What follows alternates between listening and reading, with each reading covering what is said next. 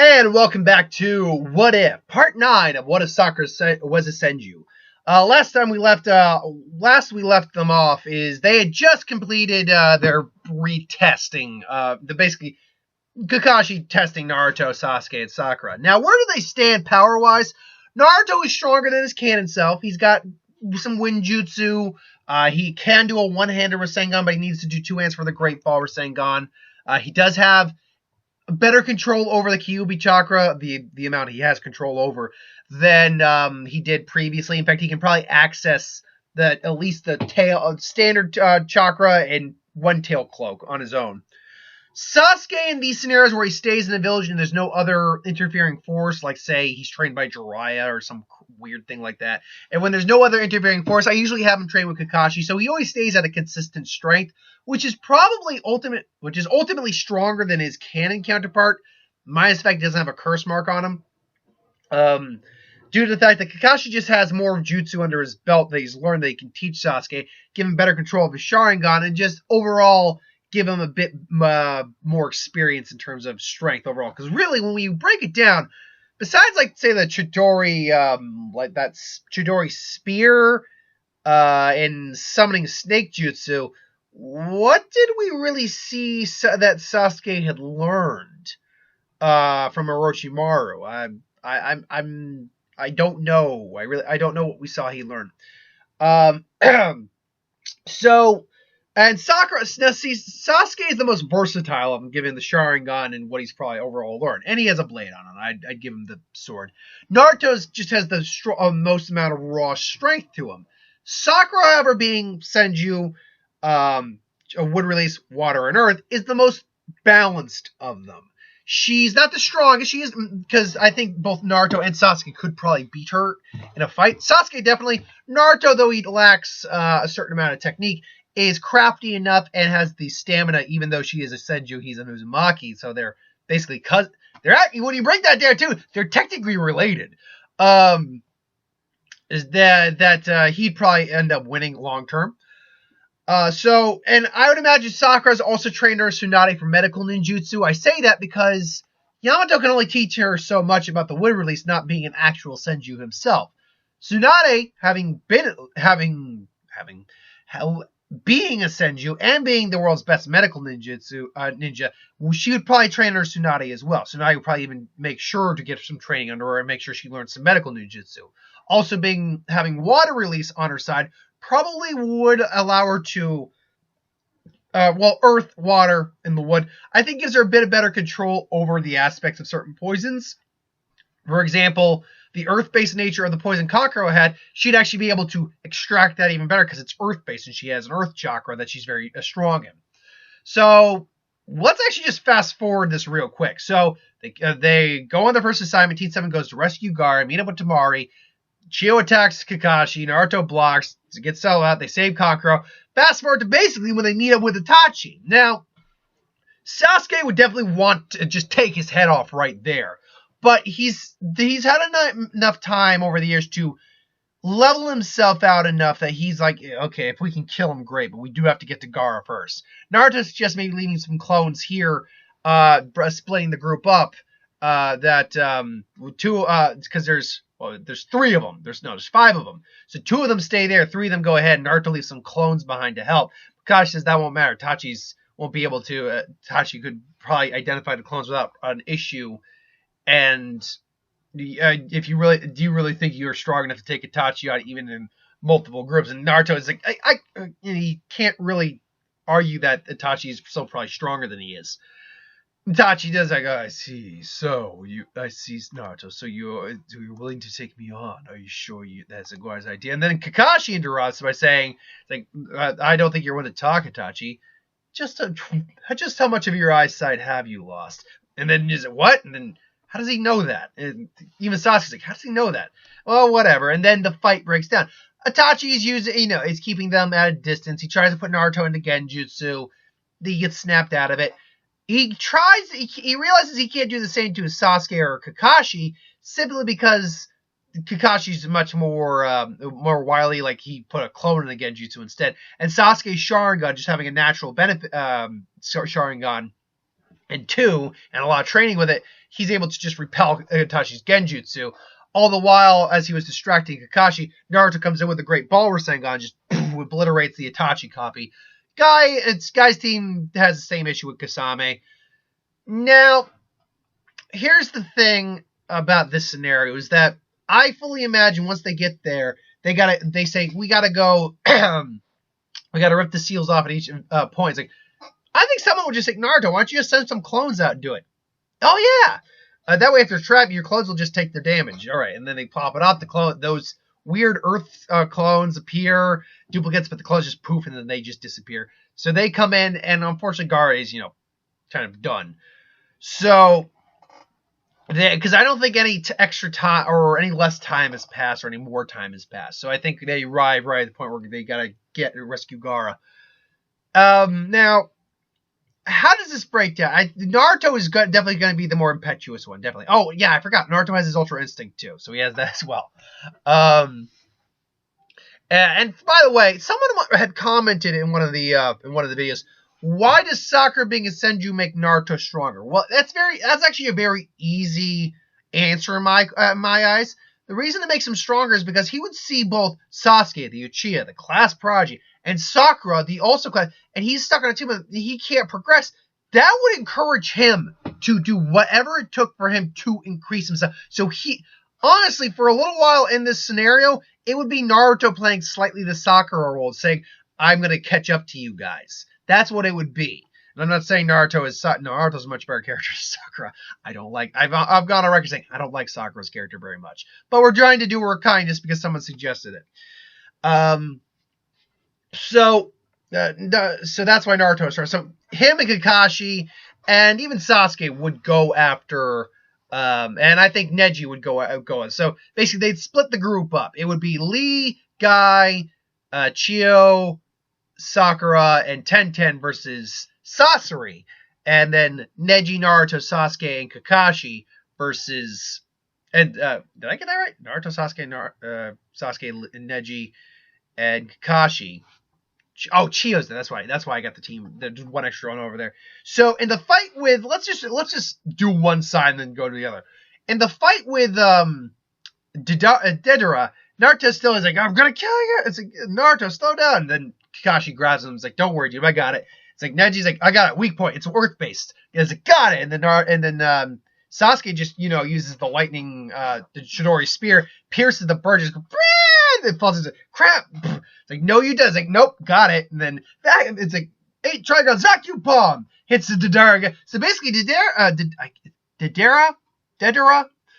is basically getting blasted from all sides. It's like, you bastards! And then all of a sudden, Kakashi finally charges up his Mangekyo Sharingan. Kamui! So does he nail Deidara? Because Deidara is actually being accosted from all sides and can't dodge. Yeah, in this scenario, I think Kakashi is on the first go. Because remember, on the first go, he actually just sucked out his arm. That's what he did.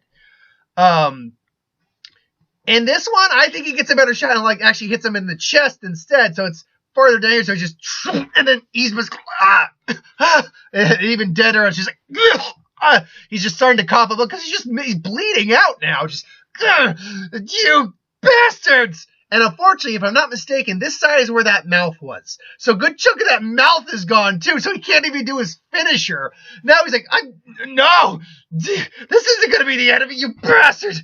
Artisan! And then, Sasuke, then Naruto, they caught Garra and Naruto's fuming, so he just goes into Kyuubi mode, I think two-tailed mode.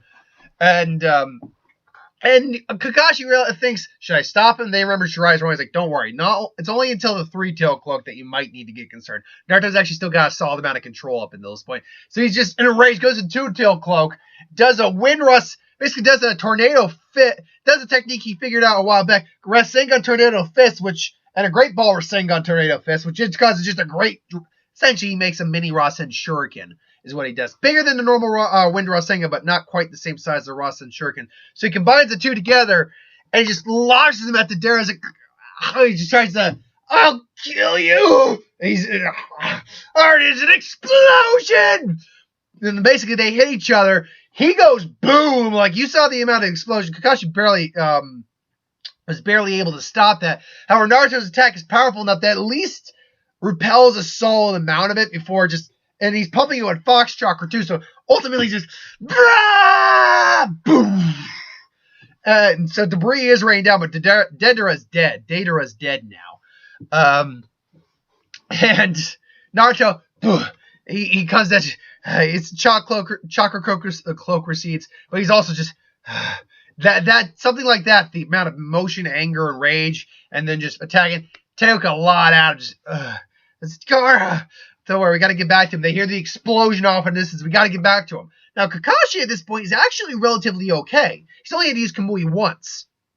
So meanwhile, back at the cave, they're all having trouble not getting poisoned by freaking Sasori. Guy and Lee are not good matches for Sasori while he's in the, was it Hiriko? Was that the name of the main puppet we saw him in? Not his human form, the scorpion-looking guy. The one we were introduced to. Is that the name of it? I think it's Hiriko. So, they're not good matches for it. Sakura can barely get through it. We know Sakura and Chio eventually did take it down. So with Guy and Lee and Tenten there, they would have an easier time. Tenten's countering some of the like Senbon stuff with her own Senbon weapons and things along those lines. So it's not that they're at a disadvantage, just that an opponent like this is difficult for Lee or Guy to deal with. Granted, they would have better luck than Sakura did in the original version because they're Taijutsu specialists. And Sakura is having an easier time than she did because she actually has a lot of ninjutsu to try out. Like, she can use the mud wall for defense, and then now I'm just going to make up some techniques right here. It's like mud wall, earth style, or earth style, rolling wave, and then, she basically slams the mud wall down, which then rolls like a giant wave of earth towards Sasori, and then trees sprout out. It's like, what the hell? And then to grab the spider, the scorpion tail, he jets out of there real quick. Like, I see. Its rumors are true. There is still a Senju with the wood release. Oh, girl, you will make a fine replacement for Hiriko. And you'll be joining another one of my favorites. And then, he brings out the third Kazekage. That's the third Kazekage. I believe it was the third, right? I believe Garra's the dad was the fourth. He was able to use the magnet relay, and that it's like, I wouldn't be surprised if he poisoned those two. So I was like, be careful, right, Guy Sensei? And then the chaos begins because, frankly, even Sakura right now, who's a lot stronger, has wood release, water release, and earth release on the other side, doesn't really have a technique that could take on the Iron Sand. But luckily they have a group there. Because frankly, do you think wood could get through the iron? I don't think. It's iron sand versus wood. I don't think that's the case. But she does still have some tactics up her sleeve. Again, she blocks it off with a earth style jutsu for a little bit. However, the sand quickly starts to go around it. I remember Chio summons those blades. Summons his parents. And she's controlling Sakura's motions. Lee and Guy both unlock the inner gates, start to blitz through the sand. The chakra is at least protecting them somewhat. And there is basically, guys, inner gates, 6 gates, a gate of, oh crap, inner gates. Give me one second. I actually want to get this right. If I'm gonna do my Guy impression, I gotta get the 8 inner chakra gates. 8 inner gates. I gotta remember which ones they were. Because I know once you get to the third one, you go into the Hidden Lotus. Because the primary Lotus is the first gate. Let's see now. Okay. Oh, wait, crane formation. These are the actual names of the techniques. I don't need the actual names of the techniques. Okay, gate of pit. Yes. Gate of 6th gate. Gate of view. Open. Or gate of, actually in the English is gate of joy. So yeah, gate of joy. Open. Morning peacock. And then he's basically creating the flame peacock, which starts to actually, he's moving at such high speed, moving so fast with such burning chakra, he's actually starting to meld the metal together. And eventually when it's all said, and I believe Lee could go up to the 5th gate at this point in time. I don't believe he could go into the morning peacock at this point. He couldn't go into the 6th gate as far as I can tell. But he could use the 5th gate without issue. That was the thing. That's how Lee had grown as a ninja, that while he couldn't go as far as my guy could, he could use the gates without too much difficulty at that point. So he keeps going. Guy, it's like might or guy. You keep going. Geo even says your heat is causing the sand to fuse together. So I mentioned, and then he just comes back around like. I see you, and it goes. I see this is most annoying, but not to worry. I still have plenty of weapons left. And it's like not quite. You see, so sand might not be the easy thing to hit. However, solid metal, that's a different thing entirely. Lee, yes, Guy Sensei, and all of a sudden Lee just appears, blitzes behind Sasori. Just primary lotus, boom. So just gets him in the ground, and Sasori's body crumbles, but then he just appears in another puppet, and then boom, that's basically where the explosion occurs. And Sakura comes in, basically uses her wood release to just tear apart the Kazekage puppet. And it's like, oh, most annoying. I see I've been left no choice. And Chio immediately sees that, summons her treasures, like, see, you once took down entire fortresses with these alone, but I use these to take down an entire country. And they're just seeing an army of, I think he said it was like 1,000 puppets. You know what? I want to be clear on that real quick. I think it was either 100 or 1,000. I know that. Sasori of the Red Sand. There we go. Sasori. So I'm trying to remember exactly what the name of the technique was and how many puppets it actually summoned. Because he also had those techniques which just summoned like these giant massive puppet hunters. 1,000 hands manipulating force, was that, or was that the one where he was that the one with the 1,000 hands he did? No, that's the one where he just summoned the 1,000 hands, basically. And he'd probably be doing that too, and it'd be very annoying for them. Which one? Red Secret Performance of 100. It was only 100. Okay, still, that's a lot. That is a lot. I thought it was 1,000 for a while, which would have made things a lot more difficult for them. But at 100, they're going to struggle. But with Lee, and Tenden, who hasn't been able to really do much except block, this is where Tenden would get a chance to shine. Because as a lot of the puppets are going, Sasori suddenly loses 20 of them. And Tenten's funneling chakra through kunai and shuriken and slicing through the chakra strings using her abilities.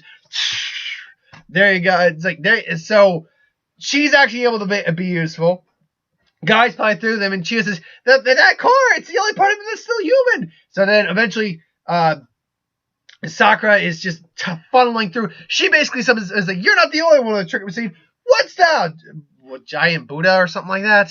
What was it? Wood style something Buddha? Sorry about this. Wood style.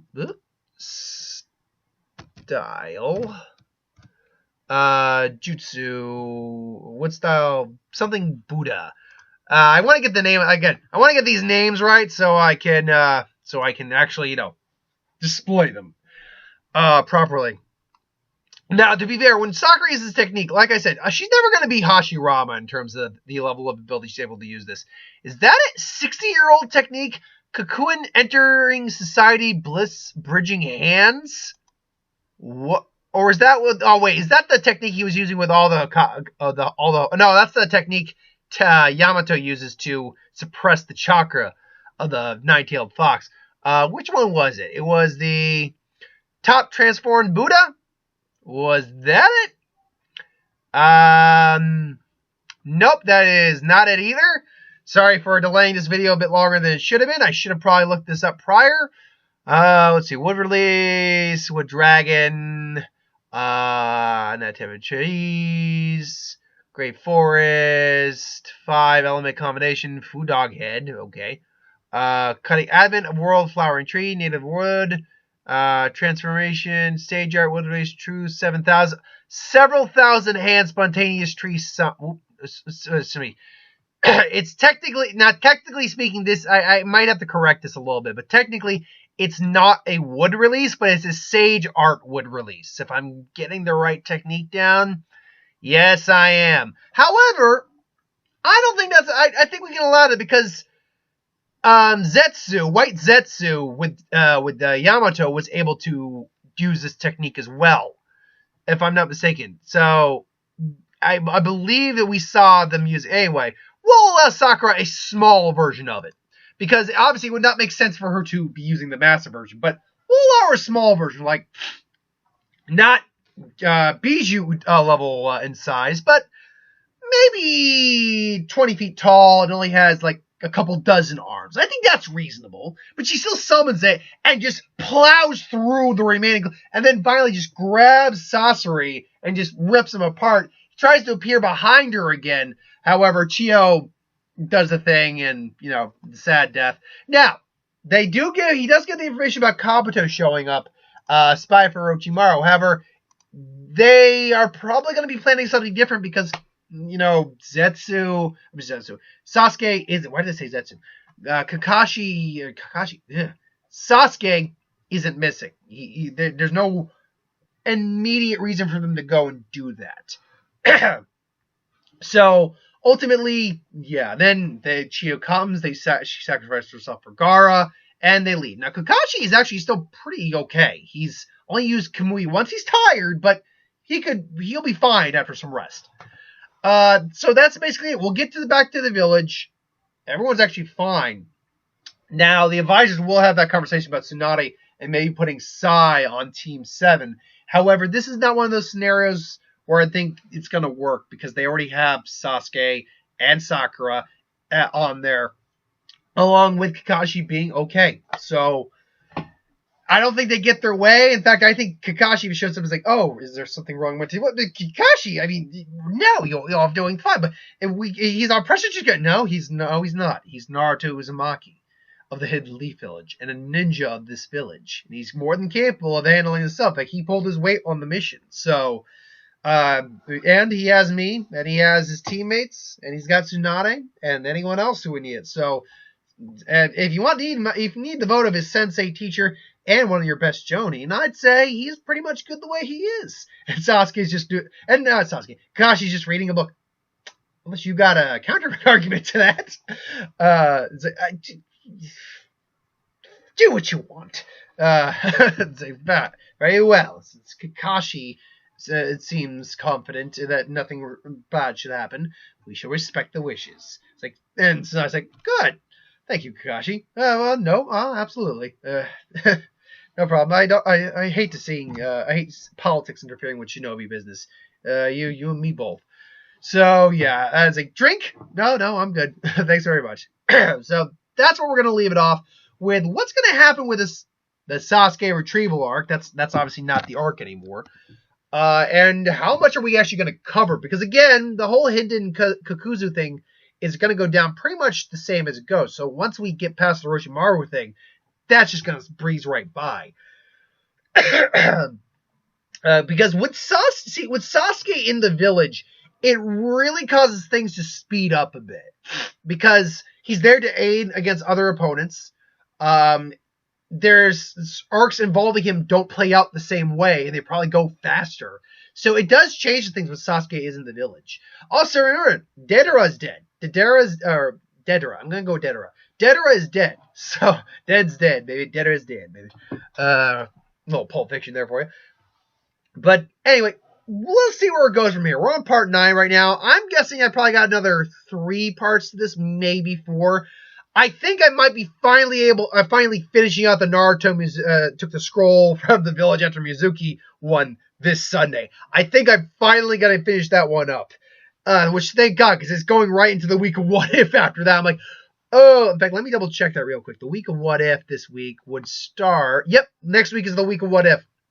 So, yeah, thank God, because I hate, with one What If that's currently withstanding, or currently ongoing is the term I should use. With one What If that's ongoing in the week of What If, that's fine. It allows me to put out 2 new What Ifs, maybe more. If I can do some one-shots, that's fine. When there's 2 and I have to focus on those 2 for the majority of What If week, it takes a lot of the fun out of it when you think, and when you kind of it, because I do the What If and the Who Wins, not just because it's a great way to put more content out, and I know a lot of people love it. But it's also a good way for me to just cycle through a lot of the excess stuff I have hanging around. That way I can get through more people quicker, and that way more people I can rotate it, because I want to get to everyone who suggests things. But the problem is sometimes videos take so long, it takes forever for me to get around. Luckily for the what ifs, a lot of people have given me the same suggestion for a lot of what ifs, so I'll be able to give these proper shout outs to multiple people in one video. That is the benefit of having a large community, is that a lot of people will suggest the same thing, and that way I can just cram them all out in one. So yeah, I do enjoy that aspect. But anyway, I digress. Thanks for watching. Hope you enjoyed. This is all pre-recorded on Tuesday, obviously. Like, comment, share, subscribe. This week, let me actually see if I can check right now what the show times on Thursday are. Technically, I gotta lower my voice a little bit. Technically, there's 3 movies coming out. Well, not technically. There are 3 movies coming out. Excuse me. Unfortunately, my days of doing the student ID have now run out. They finally said, no, you have a more current ID. I can't get away with it anymore. So, because funds are only so much, I'm probably only going to see 2 movies this week. Maybe I'll see the 3rd one on matinee next week. I was going to see Captain Marvel tonight, but nah. I'm not in the mood for it. I'm not feeling it. I mean, I do want to see it at least one more time. But at Wonder Park 6:15, I could do that. It's short, like really short. Holy crap, it's short. And apparently, it's made on a budget of 100 million, so that's not good. Captive State, the 2 movies coming out this week that were definitely going to be the ones I see. So Wonder Park might come out. I might do next week. 5 Feet Apart, which infuriates me anytime I see that any trailer or TV spot. But because I review movies, I can't be. And it's 2 hours long, really? 2 hours long? Oh God. And Captive State, which I'm interested in. Captive State. I could have sworn that was based off a video game, but maybe not. It just sounds like a video game title. So, yeah. I think we'll see. I'll flip a coin on, because they both have 7 o'clock shows. Captain State is also significantly shorter by about 11 minutes, which you might not think that's significant. And trust me, when sitting through a movie, 11 minutes can be an eternity. Yeah, and we'll all see where that goes down. Anyway, I digress. Thanks for watching. Hope you enjoyed. See